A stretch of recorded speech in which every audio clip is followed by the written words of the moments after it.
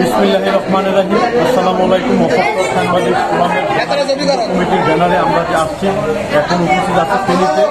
এখানে কোনো নেটওয়ার্ক নাই, এখানে কোনো সিগন্যাল নাই, মোবাইলের কোনো সিগন্যাল নেই। এই কারণে আমরা লাইভে আসতে পারি না। আমি ভিডিও করে দেখাচ্ছি আমরা যে আশ্রয় কেন্দ্রে আছি।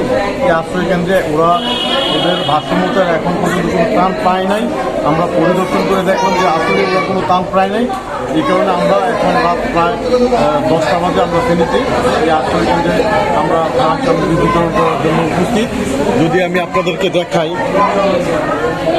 যে এই যে আমাদের মফস্বল সাংবাদিক ফোরামের যে ত্রাণ সামগ্রীগুলা, এই যে ত্রাণ সামগ্রী, একটু লাইট দাও, এদিকে একটু লাইট দাও। হ্যাঁ, এই যে আমাদের ত্রাণ কথা বলে না, এই যে আমাদের ত্রাণ সামগ্রীগুলা। আমরা যদি একটু আশ্রিত মানুষগুলাকে আপনাদেরকে দেখাই, হ্যাঁ, যদি একটু আশ্রিত মানুষগুলাকে আমরা দেখাই যে সাইক্লোন সেন্টারে বা যে সেন্টারে বানবাসী মানুষগুলাকে যদি আমরা দেখাই আপনাদেরকে, একটা বিশাল সাইক্লোন সেন্টার। হ্যাঁ, অনেক, এখানে কোনো বিদ্যুৎ নাই, কোনো খাবার নাই ওনাদের।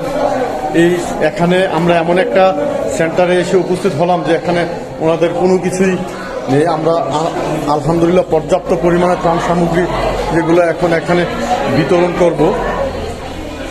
আচ্ছা, আপনারা যদি একটু দেখেন আর কি যে বিষয়গুলা, মানে যদি চোখে না দেখেন যে বর্ণাঢ্য মানুষের যেই অবস্থা আমরা স্বচোখে দেখলাম, একেবারে বর্ণনা দেওয়ার মতো না। তো আসলে যে বিষয়টা, আচ্ছা একটু আপনি যদি একটু ক্যামেরাটা নেন আর কি প্লিজ। আচ্ছা, ঠিক আছে, আমি দেখছি। তো আসলে আমরা আমাদের যে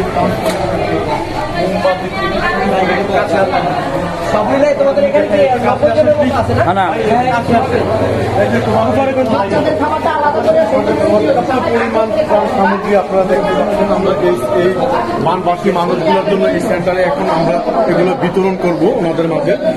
তো আসলে আমি যে কথাটা আপনাদেরকে বলতে চাই, আপনারা যারা ত্রাণ সামগ্রী নিয়ে আসবেন, আপনাদের উদ্দেশ্যে শুধু একটাই কথা যে আপনারা সঠিক জায়গায় নিজ হাতে পরিবেশন করুন, নয়তো বা আপনারা সেনাবাহিনীর সহযোগিতা নেবেন, বা আপনারা এত কষ্টের ত্রাণগুলোকে যেন যত্রতত্র যার হাতে রাস্তাঘাটে কেউ বিলি করবেন না। তো যাই হোক, আমরা এখন ত্রাণ বিতরণ করব আপনাদেরকে। আবারও একটু দেখে আমি আপনাদের কাছ থেকে বিদায় নিচ্ছি। আপনারা কতদিন ধরে এখানে আছেন? আচ্ছা চাচা, আপনি বলেন তো এখানে কতদিন ধরে আছেন? আজকে 4 দিন ধরে না? আচ্ছা, আপনাদের বাড়িতে এখনো কি পানি? আপনাদের বাড়ি কোথায়? ফেনী কোথায়? বাইতুল শরীফ মসজিদ শহরই না? শহরের বাইতুল শরীফ। আরে আচ্ছা, আরেকটা কথা, যেটা শহরের রাস্তাঘাটগুলো বন্ধ, একেবারে পানির কারণে একেবারে বন্ধ। আমাদের মা বোনেরা, শিশু বাচ্চা সহ এই সাইক্লোন সেন্টারে বিদ্যুৎবিহীন একেবারে অবর্ণনীয় অবস্থা। তো যাই হোক, আমরা এখন ত্রাণগুলো বিতরণ করব, আপনাদের কাছ থেকে বিদায় নিচ্ছি। যে যেখান থেকে দেখছেন আমাদের লাইভটি, এই যে দেখেন যে শিশু বাচ্চাগুলা যে শুয়ে আছে, আসলে আমি এগুলো আপনাদেরকে বর্ণনা দিয়ে বুঝাতে পারবো না যে তাদের কত কষ্ট। আপনারা যে যার মতো করে এসে সাহায্যগুলো রাস্তাঘাটে দিবেন না, একটা সেন্টার যাচাই বাছাই করে দিবেন। এই যে মানুষগুলা একেবারে খেয়ে না খেয়ে মানে বেঁচে থাকাটাই খুব কষ্ট হয়ে যাচ্ছে। এই যে একজন বাবা এখানে বসে আছেন। বাবা, আসসালামু আলাইকুম। বাবা, কতদিন যাবত আছেন এখানে? হ্যাঁ, বহুত দিন হয়ে গেছে না? আল্লাহর উপর ভরসা রাখেন, ইনশাআল্লাহ সব।